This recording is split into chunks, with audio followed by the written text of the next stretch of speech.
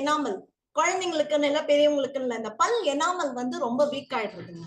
அது மாதிரி பாத்தீங்கன்னா இந்த சாக்லேட் உள்ள போனோடனே கிருமிகளை வந்து அந்த கிருமிகள் வந்து வளர்ச்சியை தூண்டும். அது வந்து என்ன ஆகும்னா அமிலமா மாறும். அந்த அமிலம் பாத்தீங்கன்னா இந்த பிஹெச்ஐ அப்படின்ற அமிலம் வந்து நம்மளோட வாயை வந்து அந்த பல்லு ஈறுகள் எல்லாம் வந்து ரொம்ப ரொம்ப ரொம்ப பாதிக்கக்கூடிய ஒண்ணு. சரி, இப்போ இந்த பிளேக் அப்படி பிளாக் அப்படின்றது வந்து நம்ம வாயில வந்து ஒண்ணு வருது. அது என்ன அப்படின்னு பாத்தீங்கன்னா அந்த சாக்லேட் சாப்பிடுறோம் இல்லையா, அது இந்த சர்க்கரை எல்லாம் எடுத்து வேற ஒரு இடத்துக்கு அனுப்பிச்சுடும். எடுத்துட்டு பற்கள்ல வந்து என்னன்னா ஒரு படலம் மாதிரி படரும். அந்த படலம் தான் வந்து பிளேக் அப்படின்னு சொல்லும். அது வந்து உள்ளதுலயே மோசமான ஒண்ணு. நம்ம பற்கள் எல்லாம் வந்து சொத்தையாக்கக்கூடிய ஒண்ணு வந்து என்னன்னா காலப்போக்குல வந்து அது வந்து நம்மள வந்து சொத்தையாக்கும். சரிங்க, இப்ப வந்து டார்க் சாக்லேட் வந்து பாலிஃபெனல்ஸ் அப்புறம் ஆன்டி ஆக்சிடென்ட்